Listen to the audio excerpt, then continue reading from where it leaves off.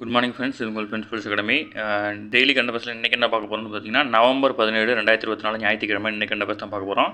இதுக்கு முன்னாடி வந்து பார்த்தீங்கன்னா நம்ம டெய்லி கண்டபஸ் வீடியோ அப்லோட் பண்ணியிருக்கோம். பார்க்காதவங்க பார்த்து முடிச்சு வச்சுக்கோங்க. அது மட்டும் இல்லாமல் நம்மளோட சேனலை சப்ஸ்கிரைப் பண்ணுங்கள், சப்போர்ட் பண்ணுங்கள், முடிஞ்சவங்க ஃப்ரெண்ட்ஸ் எல்லாம் ஷேர் பண்ணுங்கள். நம்மளோட ஃப்ரெண்ட்ஸ் போலீஸ் அகாடமி அப்படின்ற டெலிகிராம் சேனலில் வந்து ஜாயின் பண்ணிக்கோங்க. வாட்ஸ்அப் சேனல் மாதிரி தான் இம்பார்ட்டன்ட் அப்டேட்ஸ்லாம் உங்களுக்கு அதில் உடனே கிடைக்கும்.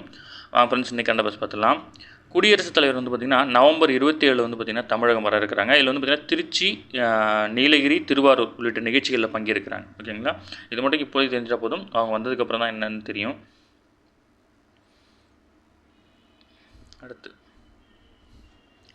பாதுகாப்புத்துறைக்கான நாடாளுமன்ற நிலைக்குழு வந்து பார்த்திங்கன்னா சென்னையில் வந்து பார்த்திங்கன்னா ஆய்வு மேற்கொள்ள இருக்கிறாங்க. இதில் வந்து பார்த்திங்கன்னா நாடாளுமன்ற உறுப்பினர் ராதா மோகன் சிங் தலைமையிலான 13 பேர் கொண்ட பாதுகாப்பு நிலைக்குழு வந்து பார்த்திங்கன்னா சென்னை பரங்கிமலையில் உள்ள இராணுவ அதிகாரிகள் பயிற்சி அகாடமியில் வந்து பார்த்திங்கன்னா பார்வையிட்டு இருக்கிறாங்க. ஓகேங்களா, நாடாளுமன்ற உறுப்பினர் ராதா மோகன் சிங் அவங்களுடைய தலைமையில் தான் வந்து பார்த்திங்கன்னா 13 பேர் கொண்ட பாதுகாப்பு நிலைக்குழு வந்து பார்த்திங்கன்னா உருவாக்கப்பட்டிருக்கு. ஓகேங்களா,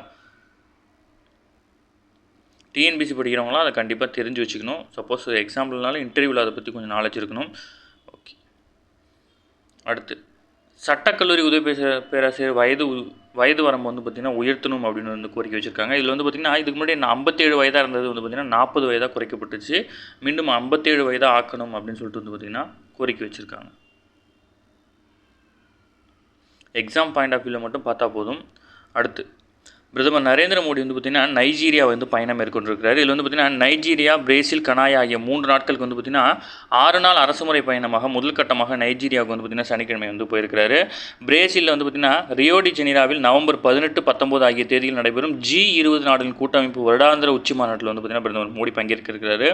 அது மட்டும் இல்லாமல் 17 ஆண்டுகளில் வந்து பார்த்திங்கன்னா இந்திய பிரதமர் ஒரு நைஜீரியாவுக்கு செல்வது வந்து பார்த்திங்கன்னா இதுதான் முதல் முறை. கடந்த 1968ஆம் ஆண்டுக்கு பிறகு கயானாவுக்கு செல்லும் முதல் இந்திய பிரதமர் அப்படின்ற பெருமையை வந்து பார்த்திங்கன்னா இவருக்கு தான் சாரும். ஓகேங்களா, G20 மாநாட்டில் வந்து பார்த்திங்கன்னா என்னென்ன விவாதங்கள் நடந்துச்சுன்னு கொடுத்துருக்குறாங்க. கடந்த ஆண்டு G20 உச்சி மாநாட்டை நடத்திய உறுப்பினர் அப்படின்ற வகையில் வந்து பார்த்திங்கன்னா கடந்த ஆண்டு 2023 வந்து பார்த்திங்கன்னா G20 உச்சி மாநாடு வந்து பார்த்திங்கன்னா இந்தியா தான் வந்து பார்த்திங்கன்னா தலைமை தாங்கி நடத்துச்சு. ஓகேங்களா, இதில் வந்து பார்த்திங்கன்னா ஒரே பூமி, ஒரே குடும்பம், ஒரே எதிர்காலம் அப்படின்ற தொலைநோக்கு பார்வையில் வந்து பார்த்திங்கன்னா அதை பற்றி தான் வந்து பார்த்திங்கன்னா இந்தியா எடுத்துரைக்க இருக்குது இந்த மாநாட்டில். கரீபியன் கம்யூனிட்டி கூட்டமைப்பில் கயானா, ஜமைக்கா, பஹாமஸ் உள்ளிட்ட 15 உறுப்பு நாடுகள் வந்து இடம்பெற்றிருக்கு.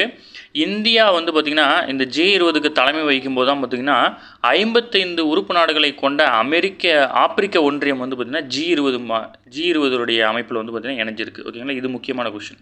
ஓகேங்களா, 55 நாடுகளை கொண்ட ஆப்பிரிக்க ஒன்றியம் வந்து பார்த்திங்கன்னா G20 கூட்டமைப்பில் இணைஞ்சிருக்கு. இது யார் தலைமையில் இருக்கும்போது அப்படின்னா G20க்கு வந்து பார்த்திங்கன்னா இந்தியா தலைமையேற்று இருக்கும்போது தான் வந்து பார்த்திங்கன்னா இவங்க இணைஞ்சிருக்கிறாங்க. அடுத்தது இலங்கை நாடாளுமன்ற தேர்தலான அதிபர் அனுரகுமார் திசாநாயக் வந்து பார்த்திங்கன்னா மீண்டும் பதவி ஏற்கிறார். ஓகேங்களா, அவர் தான் வந்து பார்த்திங்கன்னா இலங்கையுடைய புதிய பிரதமராக மீண்டும் பதவி ஏற்கிறார். அடுத்து தமிழகத்தில் அரசு பள்ளியில் இதுவரை வந்து பார்த்திங்கன்னா 5000 திறன்மிகு அதாவது ஸ்மார்ட் வகுப்பறைகள் வந்து அமைக்கும் பணிகள் வந்து பார்த்திங்கன்னா நிறைவு பெற்றதாக வந்து பார்த்திங்கன்னா கல்வித்துறை அதிகாரிகள் வந்து தெரிவிச்சிருக்கிறாங்க. ஓகேங்களா,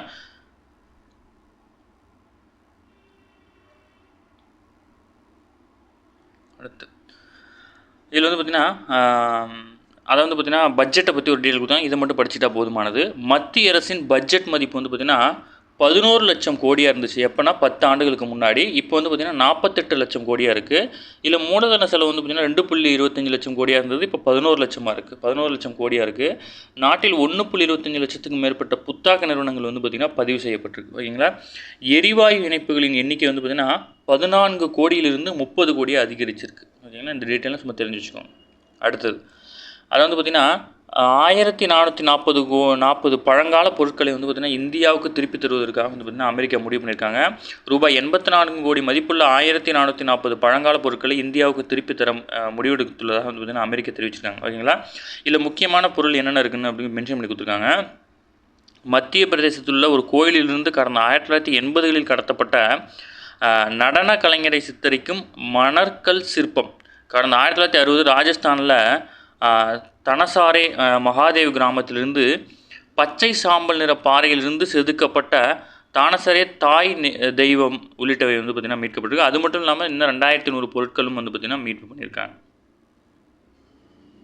அடுத்தது இந்தியாவில் வந்து பார்த்திங்கன்னா பல்கலைக்கழகங்களுடைய எண்ணிக்கை வந்து பார்த்திங்கன்னா 2500 உயர்த்த வேண்டும் அப்படின்னு சொல்லிட்டு வந்து பார்த்திங்கன்னா சொல்லியிருக்காங்க. இதில் வந்து பார்த்திங்கன்னா நிதி ஆயோகோட தலைவர் பேர் மட்டும் நம்ம தெரிஞ்சிட்டா போதும்.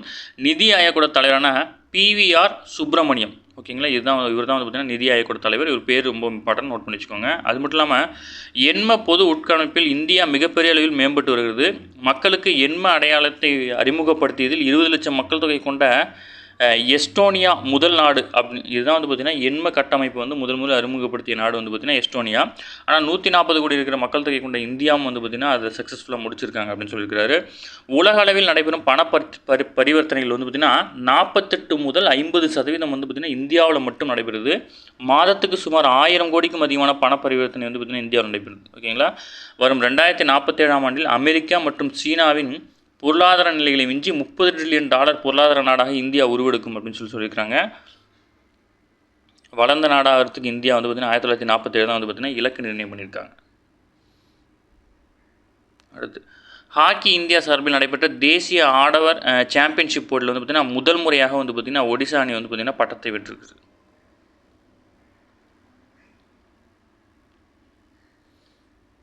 அடுத்து வெளிநாட்டு போட்டிகளில் பங்கேற்கும் 13 வீரர்களுக்கு வந்து பார்த்திங்கன்னா ரூபாய் 5.99 லட்சம் நிதியுதவிகளை வந்து பார்த்திங்கன்னா துணை முதல்வர் வழங்கியிருக்காரு.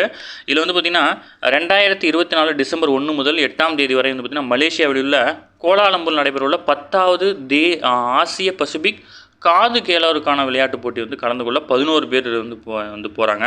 அது மட்டும் இல்லாமல் சசி பிரபா இவங்க வந்து பார்த்திங்கன்னா இவங்களும் வந்து பார்த்திங்கன்னா அந்த போட்டிக்காக போகிறாங்க. இவங்களுக்கு வந்து பார்த்திங்கன்னா 2 லட்சத்துக்கான காசோலை வாங்கிக்கிறாங்க. எகிப்து நாட்டில் நடைபெறும் சர்வதேச அளவிலான பேரா பேட்மிண்டன் போட்டியில் கலந்து கொள்ள வந்து பார்த்திங்கன்னா ஜெகதீஷ் வந்து பார்த்திங்கன்னா அவர் போகிறார். ஓகேங்களா. எந்தெந்த வீரர்கள் வந்து பார்த்திங்கன்னா எந்தெந்த விளையாட்டுடன் தொடர்புன்னு தெரிஞ்சிட்டா போதும். இதில் வந்து பார்த்திங்கன்னா சசி பிரபா வந்து பார்த்திங்கன்னா தென்கொரியா நாட்டில் உள்ள சர்வதேச வாள்வீச்சு போட்டிக்கு போகிறாங்க, அதை மறந்துடக்கூடாது. இவங்க வந்து வாள்வீச்சு வீரர், தென்கொரியாவில் இருக்கிற சர்வதேச வாள்வீச்சு போட்டிக்கு போகிறாங்க. அதேமாதிரி வந்து பார்த்திங்கன்னா பேரா பேட்மிண்டனுக்கு வந்து பார்த்திங்கன்னா ஜெகதீஷ், ஓகேங்களா. இவங்களாம் தமிழ்நாட்டை சேர்ந்த வீரர்கள். எந்த வீரர் என்ன விளையாட்டு விளையாடுறாங்கன்னு மட்டும் தெரிஞ்சிட்டா போதும். ஓகே ஃப்ரெண்ட்ஸ், இன்னைக்கு கரண்ட் அஃபேர்ஸ் அவ்வளோதான். இதை தாண்டி எதுவுமே கேட்க வாய்ப்பில்லை. டெய்லி கரண்ட் அஃபேர்ஸ் டெய்லி பார்த்துருங்க. அப்போ தான் மந்த்லி வீக்லி படிக்கும் ஈஸியாக இருக்கும். நம்ம சேனலை சப்ஸ்கிரைப் பண்ணுங்கள், சப்போர்ட் பண்ணுங்கள், முடிஞ்சவங்க உங்கள் ஃப்ரெண்ட்ஸ்லாம் ஷேர் பண்ணுங்கள். நம்மளுடைய அகாடமி சார்பாக வந்து பார்த்திங்கன்னா 2ஆம் நிலை காவலர் தேர்வுக்காக வந்து பார்த்திங்கன்னா புதுசாக டெஸ்ட் பேஜ் லான்ச் பண்ணியிருக்கோம். இதில் வந்து பார்த்திங்கன்னா இந்தியன் லத்தி அப்படின்னு 2 டெஸ்ட் பேஜ் இருக்குது. ரெண்டுமே வந்து பார்த்திங்கன்னா நம்ம சேனலில் அப்லோட் பண்ணியிருக்கோம். பாருங்கள், உங்களுக்கு எந்த ஷெடியூல் நல்லா இருக்கோ நீங்கள் அந்த டெஸ்ட் பேஜில் வந்து ஜாயின் பண்ணிக்க முடியும். ஷெடியூலும் ஃபுல் டீட்டெயிலும் அதிலே இருக்கும். இல்லை வந்து பார்த்திங்கன்னா நீங்கள் அந்த நம்பருக்கு மெசேஜ் பண்ணுங்கள், நான் அவங்களே உங்களுக்கு டீட்டெயில் சொல்லுவாங்க. ஓகேங்களா. Thank you friends.